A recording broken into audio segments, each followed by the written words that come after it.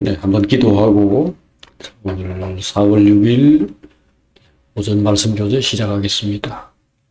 주님 감사합니다. 따뜻한 봄날이 왔고 또 기후뿐 아니라 이 세상의 여러 가지 혼란과 어둠도 또 이렇게 많이 물러가고 또 하나님께서 세상을 다스리시고 세상 안에서 하나님의 나라를 세우시는 이런 것들이 또 힘을 얻을 수 있는 이런 여건들을 또 저희들이 맞이하게 됨을 감사합니다. 하나님께서 우리의 형편이 어떠하든지 또 세상이 어떻게 굴러가든지 하나님의 뜻과 의지와 하나님의 열정, 하나님의 능력으로 좋은 세상을 만드시는 것을 믿습니다. 하나님께서 사람들을 사랑하시고 은혜를 베푸시면서 그 안에서 하나님의 세계를 펼치는 이것이 온전히 이루어지기를 원합니다. 하나님의 말씀 오늘도 함께 나누면서 이러한 하나님의 뜻, 하나님의 나라 이런 것들이 우리 안에서 다시 한번 새겨지고 각인되고 그리고 인간의 어리석음과 또 무지와 이런 불순종 이런 것들이 또 얼마나 이러한 하나님의 뜻을 이루는데 큰 지장을 초래하는지 이런 것들도 또 각성하는 시간이 되게 하여 주시옵소서. 오늘 떡되는 시간부터 또 오후에 교제하고 찬양하는 시간에 이르기까지 주님이 내내 함께하여 주시옵소서. 예수님의 이름으로 기도합니다. 아멘. 요한복음 6장 53절부터 58절까지의 말씀을 제가 읽어드리겠습니다.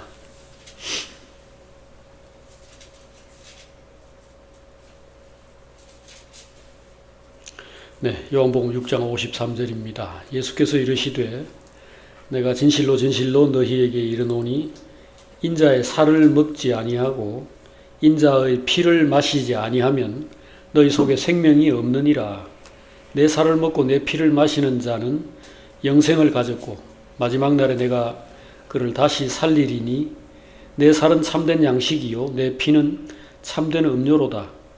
내 살을 먹고 내 피를 마시는 자는 내 안에 거하고 나도 그의 안에 거하나니 살아계신 아버지께서 나를 보내심에 내가 아버지로 말미암아 사는 것 같이 나를 먹는 그 사람도 나로 말미암아 살리라.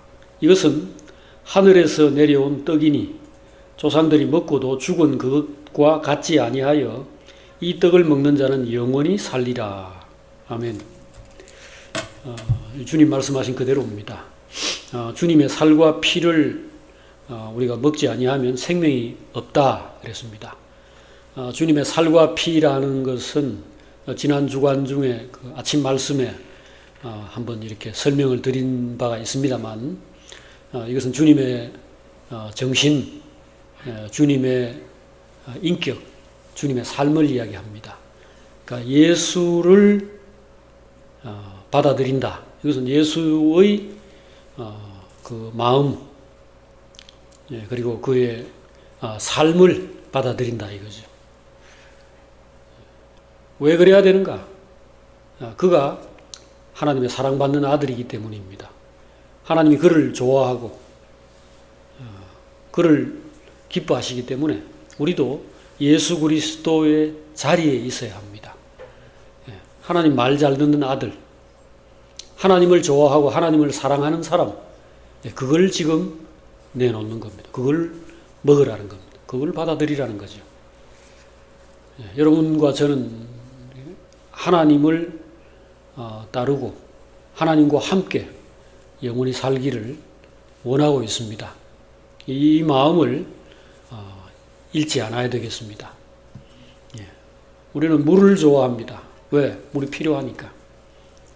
우리 시원한 물을 특히 젊을 때는 뭐 사이다나 콜라 이런 주스 이런 거를 좋아할지라도 나이가 많아질수록 단순한 그 물 그걸 좋아하죠. 음식도 그렇습니다. 뭐 달고 맛있고 기름진 것들 점점 멀어지고 그 정말 먹으면은 그 그 부담이 없고 소화가 잘 되고 몸이 편안해지는 그런 뭐 두부나 뭐 된장찌개 그런 것들 좋아하죠. 우리 안에 뭐가 필요한가? 그게 결국은 우리에게 말을 하고 있고 그걸 받아들이는 겁니다. 달달한 것도 마찬가지예요. 몸에 당분이 필요하니까 사람들이 그걸 찾는 겁니다.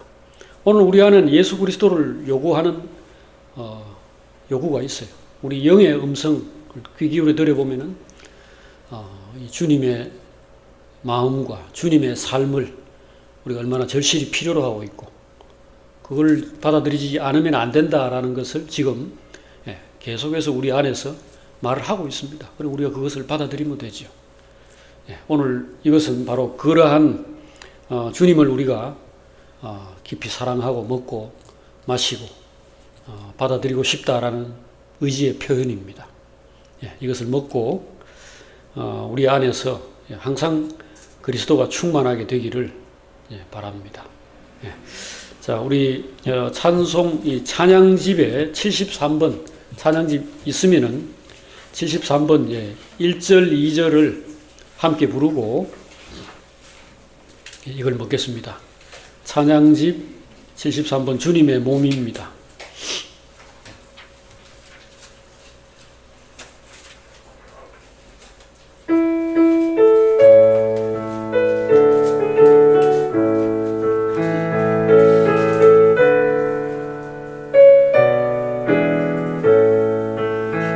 주님의 몸 여기에 모여있네. 많은 사람이 곧 하나일세. 생명 안에 우리는 지체됐네. 그리스도로 하나 되었네. 우주 가운데 몸은 하나일세. 위에 나타난대. 우리는 한 생명 안에 살아 주의 한 몸 보여주네. 이 한 떡은 그 몸의 표시일세. 주님의 몸을 함께 누리네. 떡을 먹듯 한 줄을 함께 먹고 이 하나됨을 모두 간증해. 근데 몸은 하나일세. 이 땅 위에 나타났네. 우리는 한 생명 안에 살아 주의 한 몸 보여주네. 네, 이것을 먹겠습니다.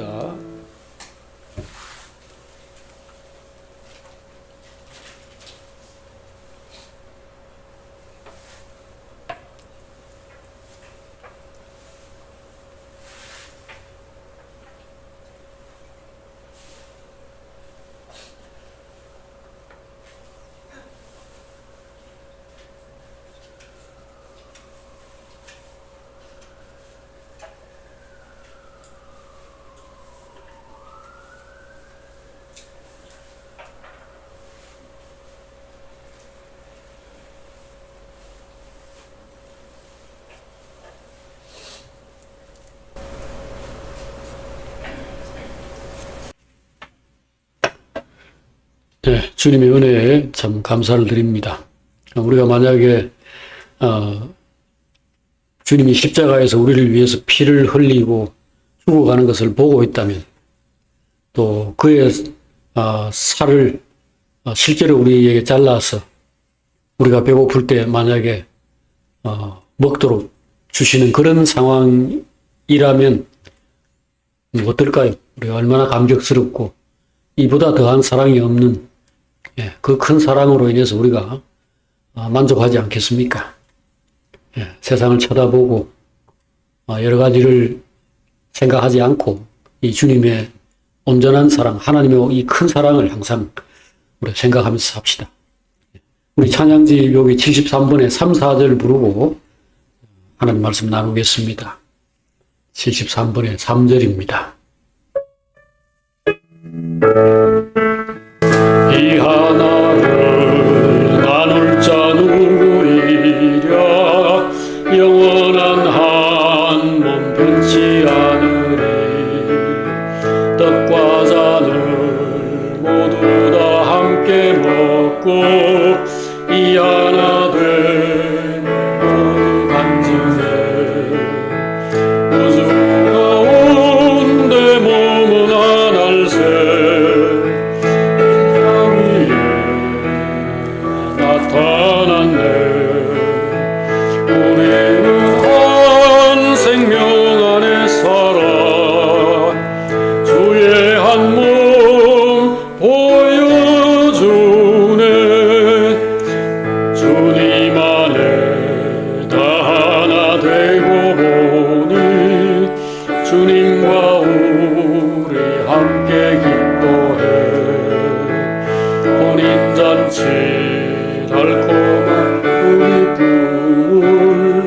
우리는 지금 먼저 맛보네 우주 가운데 머문 하늘새 이 땅 위에 나타났네 우리는 한 생명 안에 살아 주의 한 몸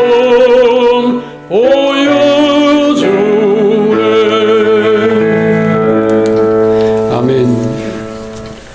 네, 하나님 말씀 사무엘하 11장 1절에서 13절까지 말씀 한 목소리로 같이 읽겠습니다.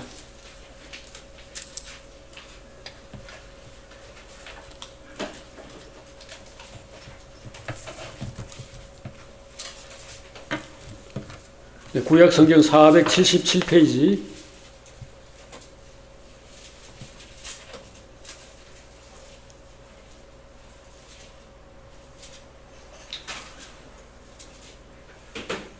네, 사무엘하 11장 1절부터 13절까지를 한 절씩 번갈아 읽겠습니다. 네, 사무엘하 11장 1절입니다. 그 해가 돌아와 왕들이 출전할 때가 되매 다윗이 요압과 그에게 있는 그의 부하들과 온 이스라엘 군대를 보내니 그들이 암몬 자손을 멸하고 랍바를 에워쌌고 다윗은 예루살렘에 그대로 있더라. 저녁 때 다윗이 그의 침상에서 일어나 왕궁 옥상에서 거닐다가 그곳에서 보니 한 여인이 목욕을 하는데 심히 아름다워 보이는지라. 다윗이 사람을 보내어 그 여인을 알아보게 하였더니 그가 아뢰되 그는 엘리압의 딸이요 햇사람 우리아의 아내 바세바가 아니니까 하니 다윗이 전령을 보내어 그 여자를 자기에게로 데려오게 하고 그 여자가 그 부정함을 깨끗하게 하였으므로 더불어 동침함에 그 여자가 자기 집으로 돌아가니라. 그 여인이 임신함에 사람을 보내 다윗에게 말하여 이르되 내가 임신하였나이다 하니라. 다윗이 요압에게 기별하여 햇사람 우리아를 내게 보내라 하매 요압이 우리아를 다윗에게로 보내니 우리아가 다윗에게 이르매 다윗이 요압의 안부와 군사의 안부와 싸움이 어떠했는지를 묻고 그가 또 우리아에게 이르되 내 집으로 내려가서 발을 씻으라 하니 우리아가 왕궁에서 나가매 왕의 음식물이 뒤따라가니라. 그러나 우리아는 집으로 내려가지 아니하고 왕궁 문에서 그의 주의 모든 부하들과 더불어 잔지라. 어떤 사람이 다윗에게 이르되 우리아가 그의 집으로 내려가지 아니하였나이다. 다윗이 우리아에게 이르되 내가 길 갔다가 돌아온 것이 아니냐 어찌하여 내 집으로 내려가지 아니하였느냐 하니 우리아가 다윗에게 아뢰되 언약궤와 이스라엘과 유다가 야영 중에 있고 내 주 요압과 내 왕의 부하들이 바깥들에 진치고 있거늘 내가 어찌 내 집으로 가서 먹고 마시고 내 처와 같이 자리이까 내가 이 일을 행하지 아니하기로 왕의 살아계심과 왕의 혼의 살아계심을 두고 맹세하나이다 한지라. 다윗이 우리아에게 이르되 오늘도 여기 있으라. 내일은 내가 너를 보내리라. 우리아가 그날에 예루살렘에 머물러 있으니라. 이튿날 다 같이 다윗이 그를 불러서 그로 그 앞에서 먹고 마시고 취하게 하니 저녁 때에 그가 나가서 그의 주와 부하들과 더불어 침상에 눕고 그의 집으로 내려가지 아니하니라. 아멘. 자, 여기 오늘 우리 읽은 말씀은 다윗이 범죄한 그 내용을 기록하고 있는 부분이죠. 제일 앞에 보니까 이때 상황이 어떠했는가를 설명하고 있습니다. 그 해가 돌아와 왕들이 출전할 때가 되었다. 이 말이 나와 있습니다. 해가 돌아와 왕들이 출전할 때가 되었다. 그러니까 새해가 시작되었고 그래서 이제 왕들이 전쟁을 시작하였다. 이런 뜻입니다. 새해 되면은 전쟁을 시작하나요? 예, 이스라엘의 상황은 그렇습니다. 이스라엘의 새해는 아비월이라고 하는 이 첫 달, 1월 달이 요즘 우리나라로 치면 3월 달, 4월 달 그 중간쯤 되는 때입니다. 봄이죠. 그러니까 봄이 왔다 이런 얘기나 똑같습니다. 근데 왜 그때 전쟁을 시작하냐? 여기 팔레스타인 지역, 여기 이스라엘 이 땅은 11월 달부터 4월 달까지가 비가 내리는 그런 계절, 우기라 그러죠. 우기고 그 다음에 5월부터 10월까지는 비가 전혀 내리지 않는 그런 계절입니다. 우리나라하고는 거의 딱 반대죠. 우리나라는 봄부터 뭐 여름, 가을 이 정도 비 오고 그 다음 이제 겨울은 거의 비가 오지 않는데 여기는 사계절도 뭐 그렇게 뚜렷하지 않습니다만은 이 계절이 우리나라하고 딱 반대입니다. 겨울에도 뭐 한 10도, 10몇 도 이 정도, 가장 추워도 그 정도고 여름에는 굉장히 더워요. 그런데 비는 이제 11월 달에 내리기 시작하니까 농사도 그때부터 짓는 거예요. 그래서 11월 무렵에 내리는 비를 이른비라 그럽니다. 첫 비라 그러죠.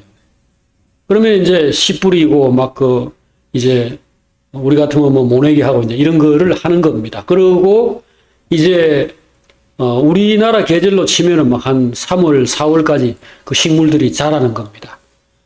그리고 이제 4월 요 무렵에 이제 그 밀을 베는 거죠. 그때 마지막 3, 4월 무렵에 이제 마지막 비가 내리는데 이것을 늦은 비라 그러죠. 앞에 것이 이른 비, 뒤에 것이 늦은 비 이렇게 내리고 그 다음 끝입니다. 자, 그런데 비 오면은 일단 전쟁을 못 해요. 여기는 뭐 옛날에도 지금도 그렇지만은 질책거리고 이러면은 길이 나쁘기 때문에 전쟁하기가 힘들어서 전쟁 안 합니다. 그래서 전쟁하다가도 겨울 오면은 뭐 추워서 물러가는 게 아니고 그 날씨 때문에 다 퇴각을 합니다. 그리고 이제 3, 4월 달, 새해죠. 말하자면. 새해가 될 무렵에 늦은 비가 조금 내리고 이렇게 하면은 이제 끝나는구나. 이렇게 생각하고 이제 다시 전쟁을 시작하는 것이다. 그런 얘기입니다. 그래서 다윗도 지금 여기 그 전쟁하고 있는 상대가 암몬이에요. 암몬. 모압과 암몬은 롯의 두 아들들로부터 시작된 그런 족속이죠. 근데 우상숭배가 심하고 아주 악한 그런 족속입니다. 근데 이 암몬을 공격을 하다가 잠시 쉬고 이제 새해가 밝아서 다시 전쟁을 시작한다. 그런 얘기입니다. 이 앞에 사무엘 10장에 보면은 다윗이 암몬과 전쟁한 내용이 나옵니다. 이건 암몬 혼자서 그 이스라엘하고 전쟁한 게 아니고 이스라엘이 무섭다는 걸 아니까 그 북쪽에 있는 아람, 그러니까 지금의 시리아 땅, 시리아에는 여러 나라들이 있었어요.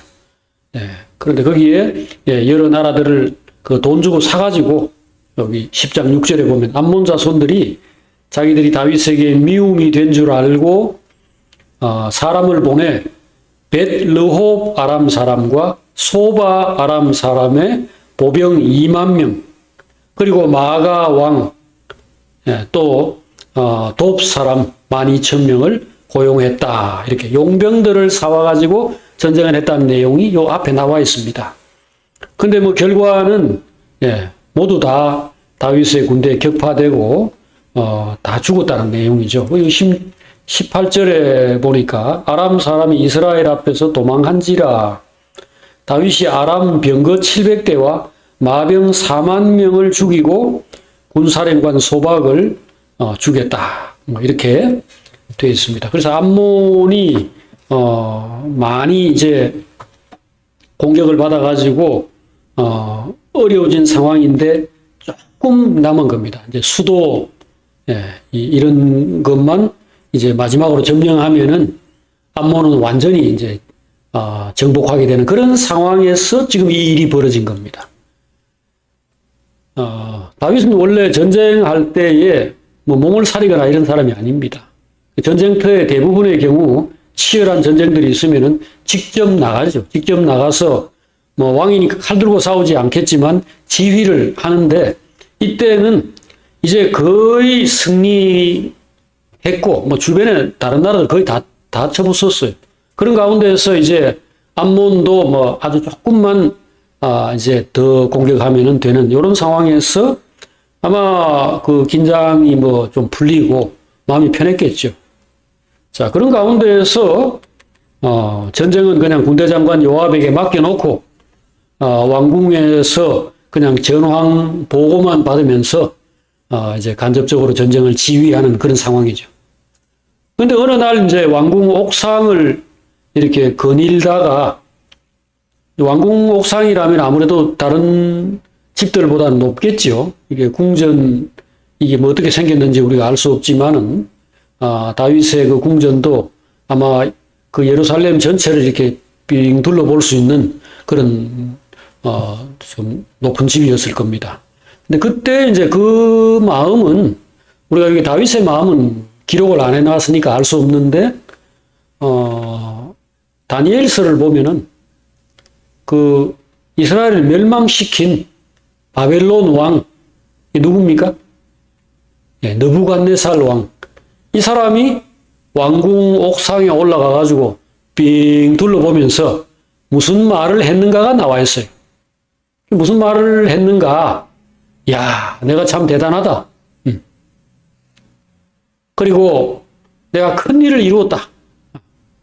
오늘날 이 많은 것들을 내가 이루다니, 내가 이 내 손으로 이루다니, 정말 참,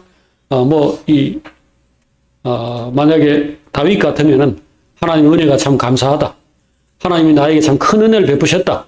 이런 말들을 섞어가면서 어쨌든 그 안에서 뿌듯한 그런 감정들을 아마 기록했을 겁니다. 느부갓네살은 그랬어요. 느부갓네살은 세상에서 나보다 위대한 자가 누구냐? 이 모든 것을 내 손으로 이룬 거 아니냐? 이렇게 하면서 자뻑 같은 거를 했다라는 게 성경에 나와 있어요. 다윗도 아마 비슷한 상황이었을 겁니다. 마음도 비슷했을 거예요. 그런 가운데에서 웬 여자가 눈에 들어왔죠. 그거 좀 일부러 그랬는지 그건 잘 모르겠어요. 근데 목욕을 하는 장면이 아름다운 여인이 그 뭐 뽀얀 무슨 피부 이런 것들을 드러내고 이렇게 볼 때 보이도록 아마 목욕을 하고 있었던 것 같습니다. 일반 집에서는 못 봤을 겁니다. 그런 것 같으면 아무리 그 좀 문제가 있는 여자가 아닌다 하면은 그렇게 남들에게 다 보이도록 그렇게 하지 않았겠죠. 근데 이 왕궁은 높은 데죠. 요즘 우리 그 보통 빌딩들이 도시에는 많이 있기 때문에 뭐 창문 열어놓고 집 다 보이도록 하는 집이 거의 없죠. 보통 블라인드를 치든지 어떻게 하든지 해가지고 워낙 뭐 높은 데가 많으니까 지금은 낮은 단층주택 이런 데 사는 사람들 경우에 집 밖에 나오지도 않습니다. 근데 이때는 그런 때가 아니니까 편하게 아마 그렇게 했을 것 같은데 문제는 높은 사람이 있었다는 겁니다. 높은 데서 그걸 내려다보는 사람이 있었다는 거죠. 여기서 저는 먼저 한 가지를 생각해 봅니다. 남 모르는 정보를 내가 들을 수 있고 남들이 모르는 것을 볼 수 있는, 그러니까 굉장히 똑똑하다든지 높은 지위에 있다든지 많은 것을 안다라고 하는 것이 이게 좋은 건가? 우리는 늘 궁금해요. 뭔가 답답하고 호기심이 있는데 뭐 그거 어떻게 됐다 하더노? 물어보고 그래가지고 이 귀동냥을 해가지고 뭐라도 알고 싶어 하죠. 보고 싶어 하죠. 해외여행도 막 다니면서 온 세상 다 보고 싶고 또 동네방네 소식들도 다 알고 싶고 정치가 어떻게 돌아가는지 알고 싶어요. 그래야 내가 거기서 나타날 수 있고 뭔가 행사도 할 수 있고 그렇게 재미가 있죠. 근데 우리는 가난하고 낮고 약한 사람인지라 그런 걸 모르죠. 그런 걸 알 수 없어요. 그래서 뭘 알려고 하면 애들은 몰라도 돼. 이런 식으로 무시하는 소리를 들어야 되고 그렇죠. 근데 지금 오늘 여기 이 상황을 보십시오. 아무도 목욕하는 걸 볼 수 없는데 높은 데 있어서 그걸 들여다 본 것이 뭘 가져왔나요? 이 지식. 많은 것들을 알고 모든 것들을 알고 모든 것들을 또 내가 원하는 대로 뭐 개입도 할 수 있고 이런 것들이 과연 연약한 우리 인간에게 있어서 좋은 건가? 이 생각을 일단 해보게 됩니다. 그래서 가난하다는 것이 나쁜 것만은 아니다.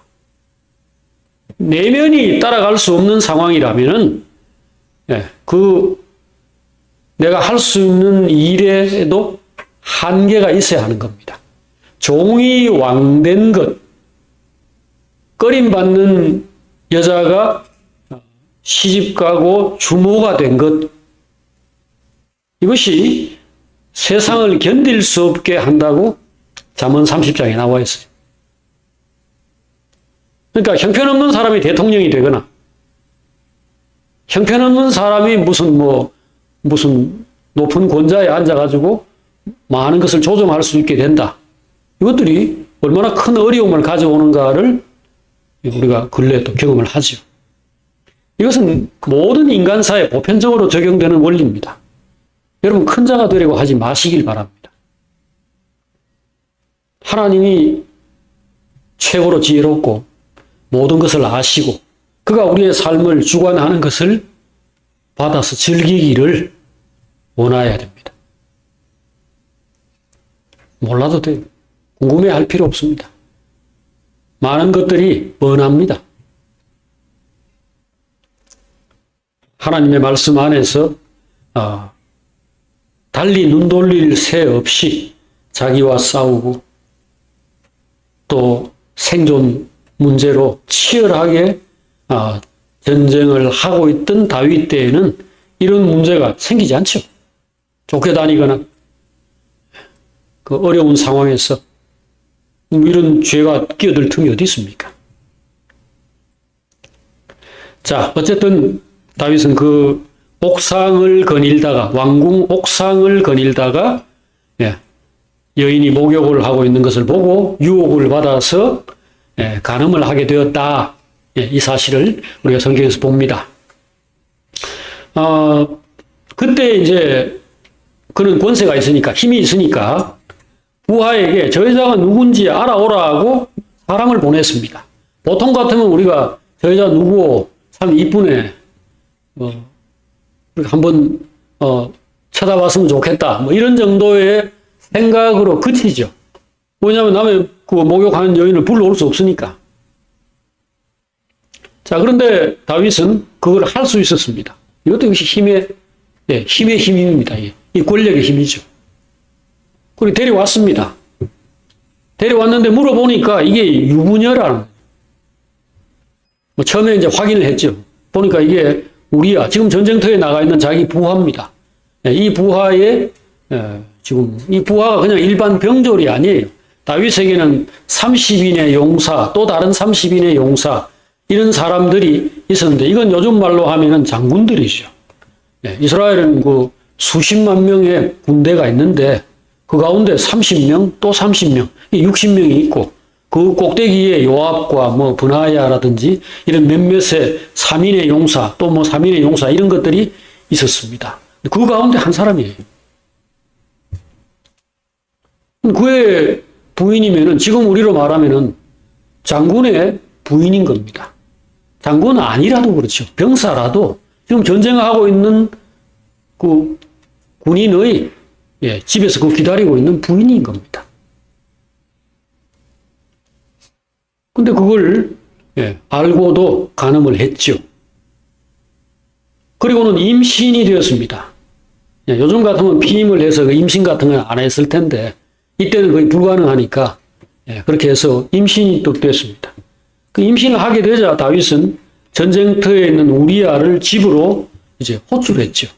집으로 오라고. 휴가를 그 상사인 요압에게 휴가를 보내라 이렇게 편지를 보내가지고 이제 집으로 오게 했죠. 자, 그래가지고 이제 우리아가 왔을 때 왕에게 이제 가게 되고 그러면 이제 어떻게 잘 있냐, 전쟁은 어떻게 돼 갔냐 이렇게 전쟁의 상황들 진행 상황들을 물은 다음에 수고했으니까 내가 특별 휴가를 자네한테 주는 거니까 집에 가서 부인하고 좀 이렇게 며칠 지내다가 가라 이렇게 했습니다. 그리고 이제 뒤에 보니까 포상이 따랐죠. 여기 그 왕의 음식물이 뒤따라갔다 이렇게 되어 있습니다. 자, 그랬는데 이제 일이 다윗의 뜻대로 안 되는 거죠. 지금 이 우리아를 부른 이유는 임신이 되었기 때문입니다. 아이를 배웠기 때문에 이게 남편이 없으면 아이를 못 뺀단 말이죠. 그래서 남편을 불러가 집에 가서 자라고 이렇게 했는데 이 사람이 집에를 안 가고 왕궁문 근처에서 잤다. 여기 이제 아마 군인들의 숙소가 거기 있었던 것 같아요. 그러니까 휴가 온 그 장병들을 위한 숙소가 왕궁 근처에 있었는데 거기서 다른 그 군인들과 잤다라는 거죠. 그럼 왜 안 갔냐? 왜 집에 안 갔냐? 내가 자네를 특별히 불러가지고 그 수고하는데 가서 좀 쉬라고 보냈는데 왜 집에 안 가고 거기 있었냐라고 하니까 언약궤와 지금 이거 아주 정말 귀한 말씀인데요. 이 11장 11절 여기에서 언약궤와 이스라엘과 유다가 야영 중에 있고 요압과 다른 왕의 부하들이 바깥 들에 진치고 있는데 내가 어찌 내 집으로 가서 먹고 마시고 아내와 같이 자겠습니까? 나는 이 일을 할 수 없습니다. 내가 이 일을 행하지 아니하기로 요걸 주목하십시오. 왕의 살아계심과 왕의 혼의 살아계심을 두고 맹세하나이다 라고 말을 했습니다. 자, 지금 여기서 뭐라고 얘기합니까? 나는 내 집에 가서 딴 사람들은 다 지금 그 전쟁터에서 고생하고 있는데 내 아내와 즐겁게 시간을 보내지 않겠습니다. 그리고 맹세합니다. 바로 왕의 이름과 왕의 혼의 살아있음을 두고 맹세합니다. 라고 말했습니다. 이게 무슨 말입니까? 당신도 똑같지 않습니까? 라고 말한 겁니다. 왕의 혼, 왕의 마음이죠. 왕의 생각, 왕의 정신. 그 다윗에게 이 말을 한 겁니다. 아니, 그 대왕님, 당신 같으면 그래 하겠습니까? 난 당신이 누군지 아는데, 당신이 바로 나에게 이렇게 가르치고 이것을 보여준 사람 아닙니까?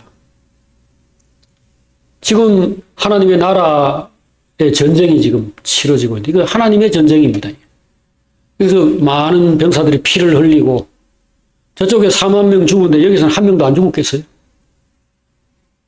많은 사람들이 정말 피땀을 흘려서 지금 하나님의 일을 하고 있는데 내가 어찌 집에 가서 부인하고 자다니요? 나는 당신의 부하입니다. 저는 이 말을 읽을 때 정말 참 이 사람 안에 어떤 마음이 있는가를 참 느낄 수가 있었어요. 왕의 혼의 살아있음을 두고 맹세합니다. 당신 같으면 이런 때 집에 가서 부인하고 자겠습니까?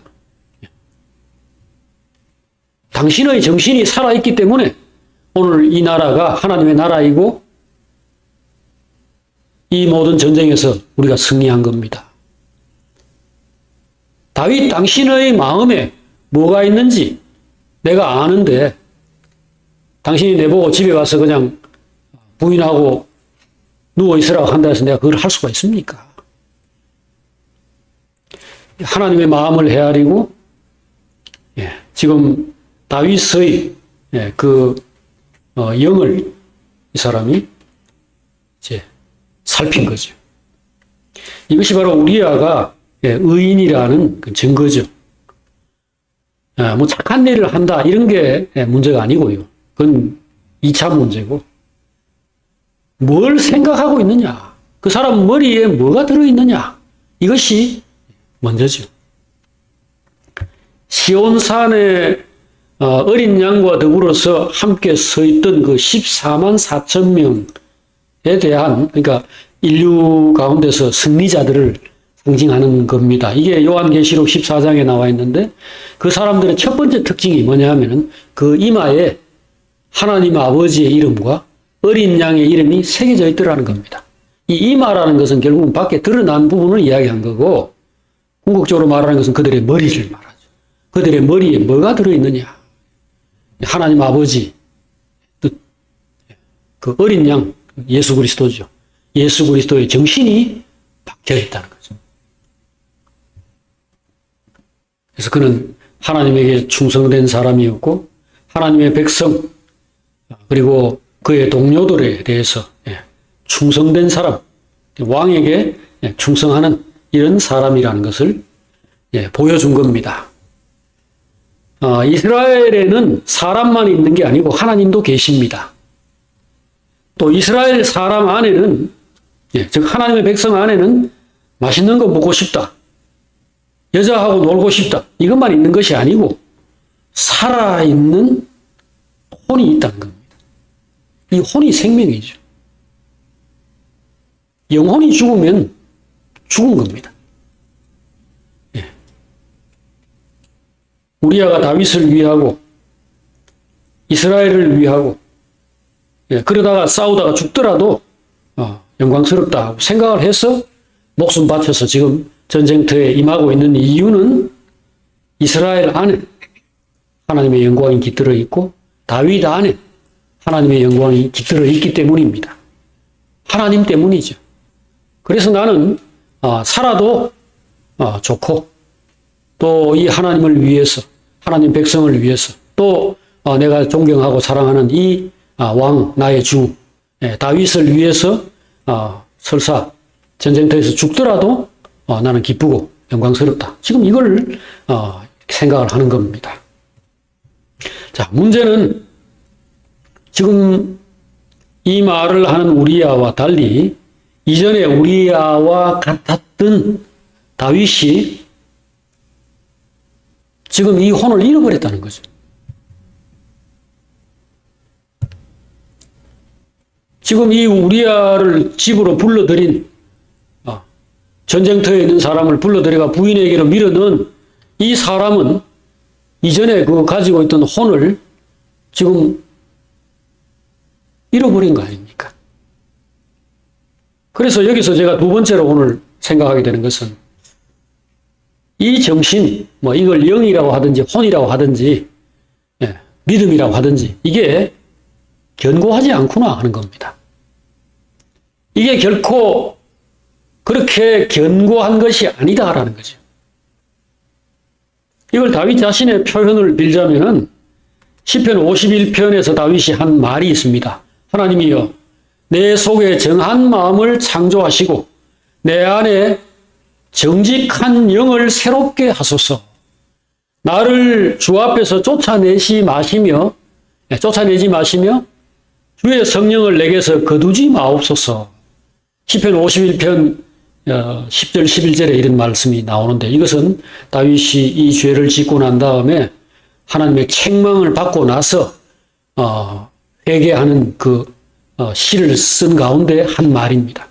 그 여기서 뭐라고 그랬습니까? 내 속에 정한 마음을 창조하시고 깨끗한 마음을 창조하시고 내 안에 정직한 영, 그 정한 마음을 창조했다고 되는 게 아니고 요거를 새롭게 하소서.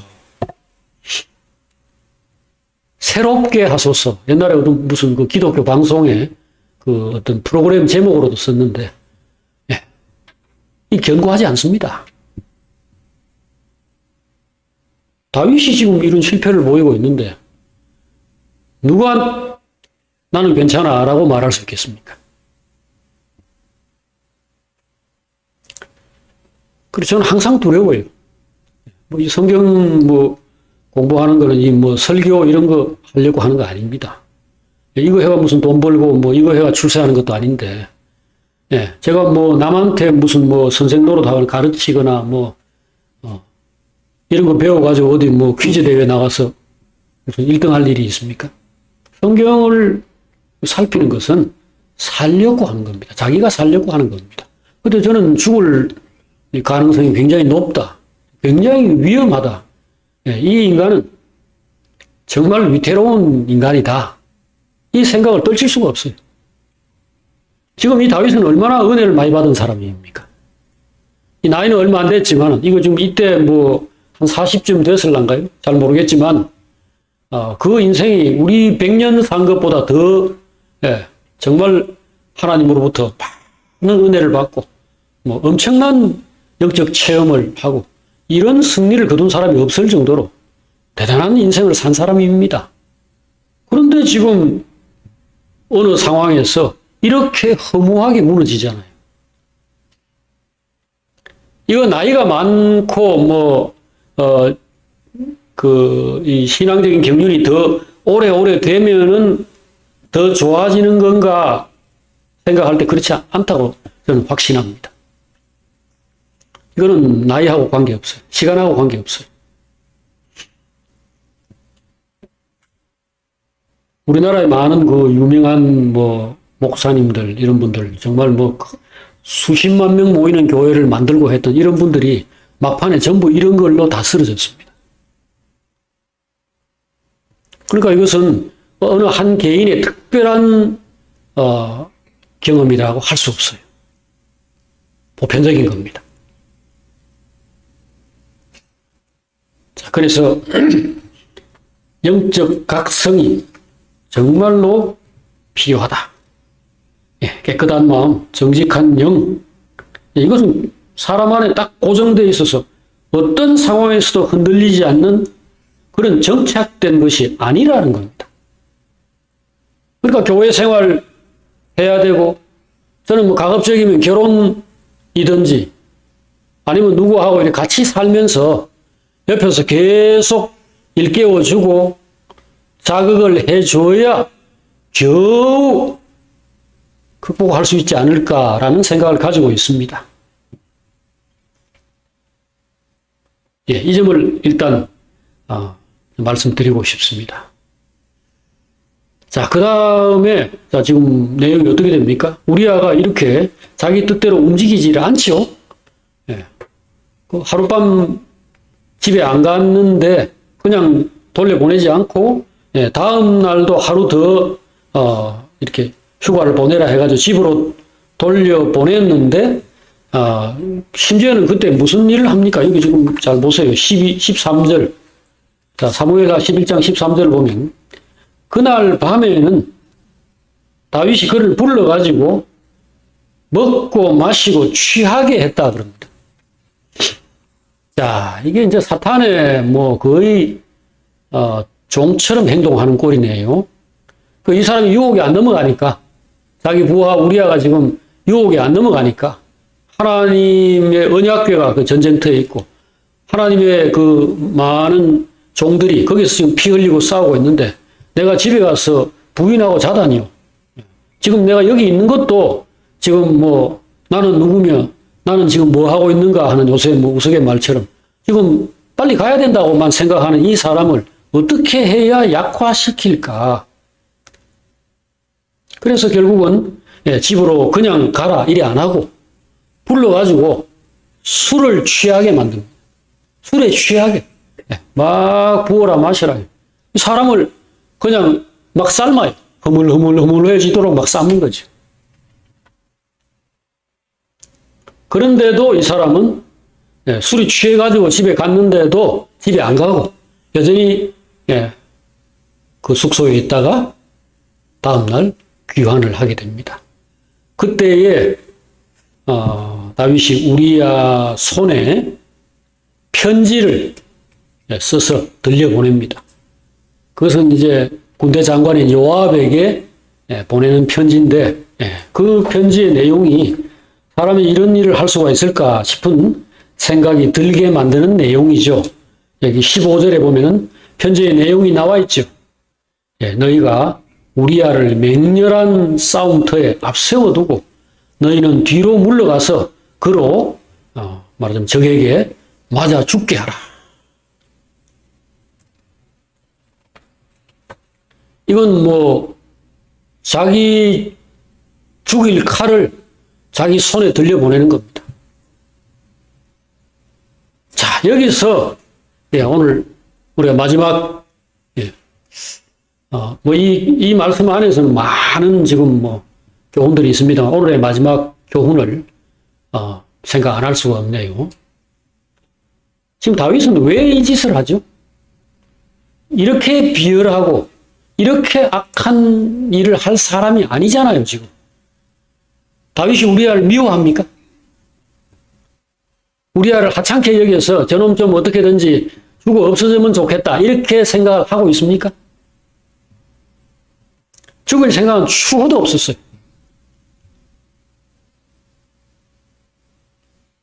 이건 결국은 이 교훈, 바로 그 속담이죠. 거짓말에는 다리가 없다 라는 이 속담을 우리에게 떠올리게 만드는 겁니다. 거짓은 또 다른 거짓을 부른다는 겁니다. 거짓말에 다리가 없다는 말은 거짓은 혼자 서지 못한다는 겁니다. 다리 없으면 혼자 서질 못하잖아요. 누군가가 부축해주거나 업고 있어야 되죠. 지지를 해줘야 돼요. 사람 인자 이것처럼 이렇게 비스듬하게 생긴 짝대기가 있으면 옆에 지게 짝대기라도 세워가지고 부축을 해야 여기에 서 있을 수 있죠. 지게는 혼자 서지 못합니다. 여기 보면 이렇게 Y자로 된 지게 짝대기를 세워가지고 세워야죠. 거짓은 견고하지 않습니다. 그러므로 거짓은 반드시 또 다른 거짓을 부르게 되어 있습니다. 한 거짓말, 한 거짓된 행동, 하나의 어떤 잘못이 또 다른 거짓말과 또 다른 거짓된 행동을 불러온다고요. 잘못된 행동은 그대로 노출될 수 없습니다. 부끄러우니까. 그러니까 그걸 덮기 위해서 또 다른 거짓말과 행동을 할 수밖에 없어요. 여러분 이걸 꼭 기억하십시오. 죄는 죄를 부릅니다. 거짓말은 또 다른 거짓말을 불러요. 그러므로 죄를 짓지 말아야 합니다. 이게 하나님이 말씀하시고 싶어하는 제일 첫 번째 메시지입니다. 죄는 사망이다. 그러니까 죄를 짓지 말아야 해요. 근데 이 죄가 어디서 옵니까? 야고보서 1장에 보면은 욕심이 잉태한 즉 죄를 낳고, 그러니까 이제 욕심이 죄를 낳는다는 거죠. 그 다음에 그 죄가 장성한 즉 죄가 커지고 결국 사망을 낳는다 그랬죠. 그래서 죄는 사망으로 이어지는 거고, 지금 이 우리아가 죽고, 이 우리아가 죽을 때에 다윗은 자기 손으로 안 죽여도 자기 집안의 자식들을 자기가 찔러 죽이는 것과 같은 살인을 불러온 겁니다. 나중에 어떻게 됩니까? 이 죄는 만천하에 다 드러났습니다. 왜냐하면 이게 지금 일단 그 바세바를 부르러 갔던 그 사람이, 전령이 일단 네가 알 거 아닙니까? 남의 여자 모욕하는 걸 왜 데리고 옵니까? 그거 어떻게 은밀하게 될 수 있습니까? 그걸 알았죠. 그 다음에 데려와가지고 가늠했죠. 그럼 옆에 수발 들던 내시들하고 이 사람들 다 알죠. 그 다음에 요압 손에다 편지 들려가지고 이놈 죽여라. 그 요압이 알죠. 그 다음에 그 부하들, 저 이상하다. 어떻게 해서 저 치열한 자리에다가 이 사람을 갖다가 들이밀 수가 있는가? 그리고 뒤에 싹 빠지라고 했어. 다 빠졌어. 결국은 그 저쪽에서 용감한 그 사람들이 나왔을 때 그때 혼자 그냥 맞닥뜨리게 해가지고 죽게 만든 건데 이거 군인들이 다 알게 돼요. 이거 어떻게 모를 수 있습니까?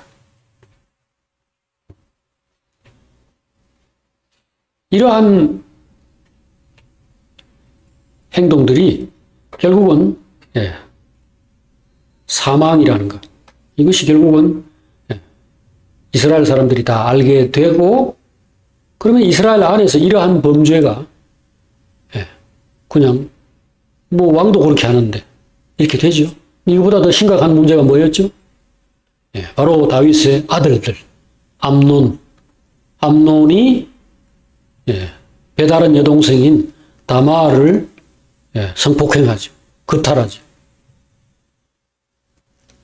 그 다음에 그 다말의 오빠인 압살롬이 이것을 새기고 있다. 앙심을 품고 있다가 몰래 어느 날 잡아 암논을 죽여버립니다. 자기 형 죽여버리죠.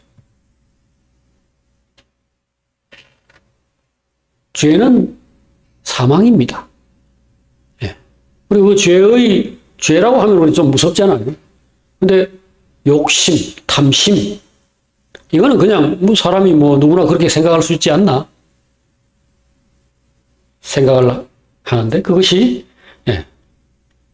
그냥 뭐 육신의 생각이라고 아주 일반화시켜서 표현을 하기도 했습니다. 이 탐심이라는 말을 쓰지 않고 로마서 8장에서는 육신의 생각 이렇게 표현했는데 그 뭐라고 했습니까? 육신의 생각은 사망이요 영의 생각은 생명과 평안이니라. 자, 그래서 죄 짓지 말아야 됩니다. 이 죄 짓지 말아야 한다는 말 다음에 나올 말은 진실해야 한다. 그 진실이라는 것은 뭐냐면요. 가난하거나 초라하거나 낮은 자리에 있거나 아쉽거나 부족한 상태를 받아들이라는 겁니다. 왜 사람은 거짓말하죠? 왜 꾸미죠? 왜 포장하고 왜 위선하죠? 왜 과장하죠? 자기의 그 현 상태가 부끄럽기 때문입니다.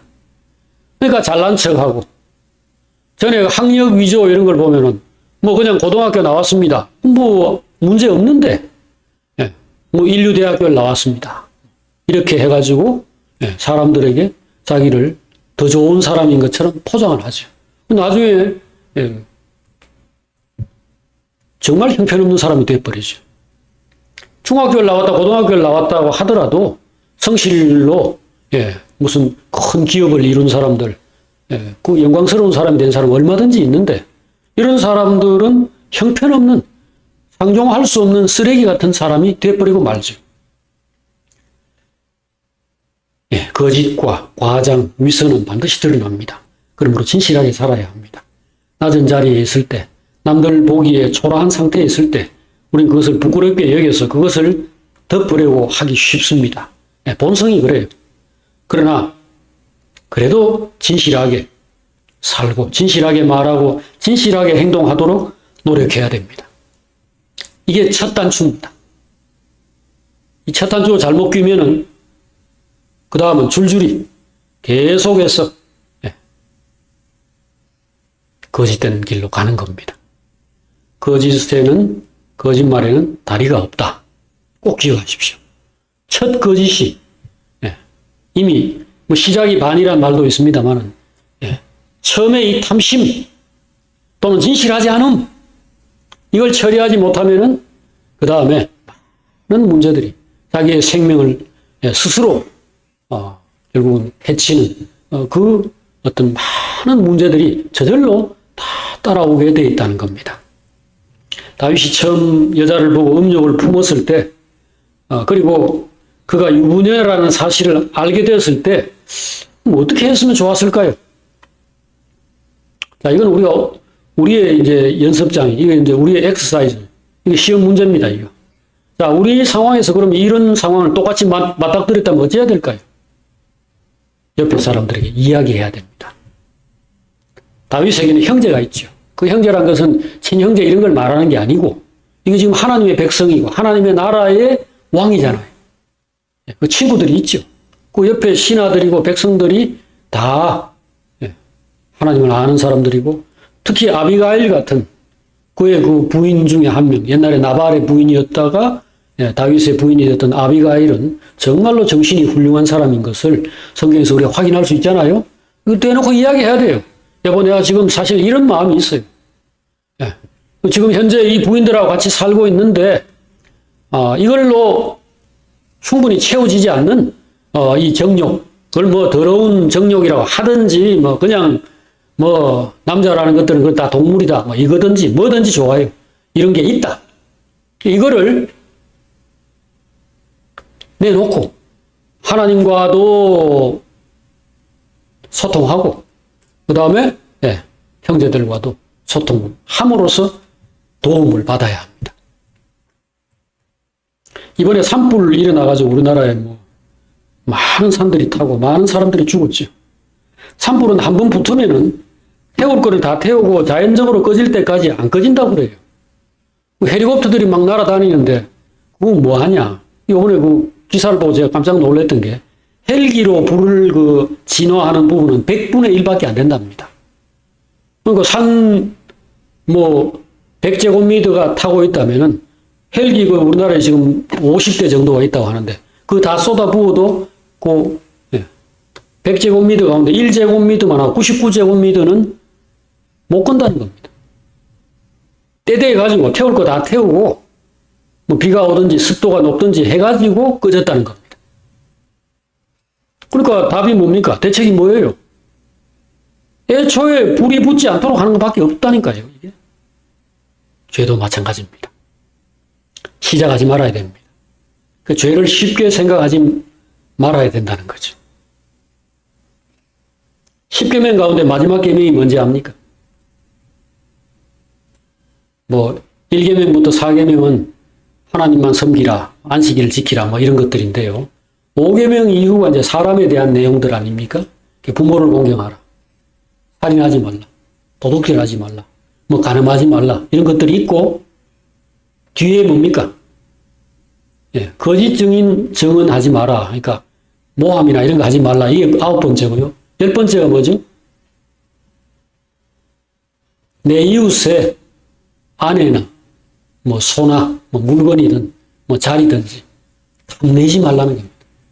10계명 10번째 계명은 탐내지 말라는 겁니다. 그러면 탐나는데 어쩌고 내가 가지고 있지 않으니까 가지고 싶고 좋게 생각되는 건 어찌해야 됩니까?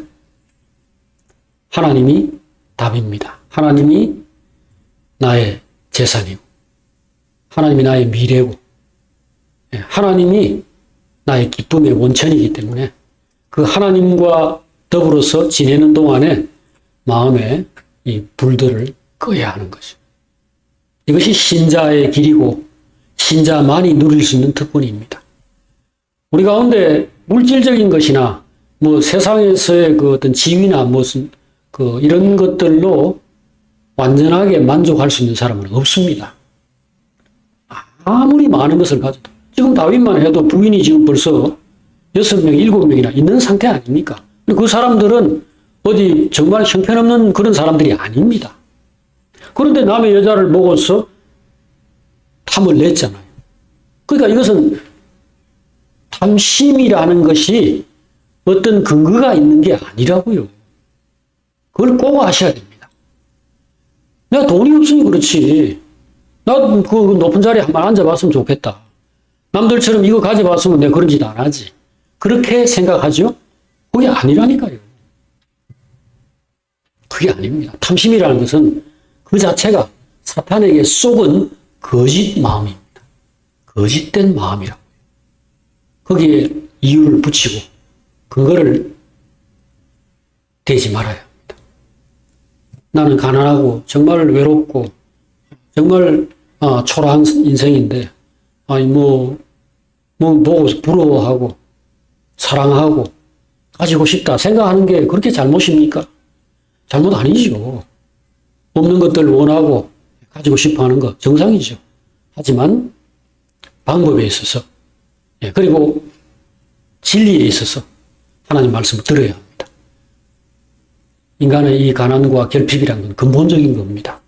어떤 여자하고 결혼해서 어떤 남자하고 결혼해서 아무 부족함도 없고 아무런 안에서 욕심이 일어나지 않는 그 상황을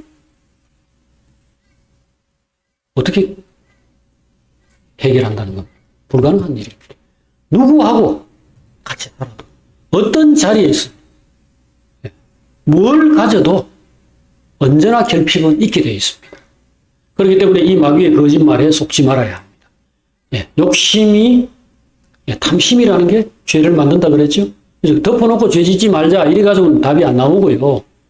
우리 안에서 뭔가 끌림이 있고 욕심이 있는 이때에 이거 어떻게 극복하느냐. 하나님 쳐다보고 하나님하고 씨름하고 하나님에게 조르고 아까 오늘 우리 아침에 시작했던 것처럼 내 살을 먹고 내 피를 마셔야 한다. 내가 하나님으로부터 보냄을 받았으므로 하나님으로 말미암아 사는 것처럼 나를 먹는 사람은 나로 말미암아 살리라 라는 이 말을 귀담아 들어야 합니다. 기도하겠습니다. 하나님 아버지, 오늘 다윗이 왜 이런 짓을 했는지는 우리가 다 알고 있습니다. 지금 우리도 이런 자리에 있고 이런 권력이 있고 이런 능력이 있으면은 이것을 할 것 같은 생각이 듭니다. 오늘 저희들 하나님 앞에서 감사한 것은 우리는 돈이 없고 우리는 권력이 없고 우리는 시간이 없고 우리는 체력이 안 돼서 죄를 짓지 못하고 있구나 하는 것을 생각할 때 이 가난함 이것이 바로 참 복이구나 하는 것도 오늘 함께 생각을 하게 됩니다. 우리 형제들 어떻게든지 죄 짓지 않게 해주시옵소서. 세상에서 헛된 것들 찾아서 돌아다니면서 그 안에서 스스로의 죽음과 남들을 죽이는 그런 길로 빠지지 않도록 해주시옵소서. 대저 생명의 원천이 주께 있사오니 우리가 주의 빛 가운데서 빛을 보리이다 라고 다윗이 이야기했는데 오늘 저희들 하나님을 깊이 바라보고 하나님 안에서 오는 기쁨과 평화와 자유와 만족을 추구하고 또 그렇게 되는 사람들이 되기를 원합니다. 예수님 이름으로 기도합니다. 아멘.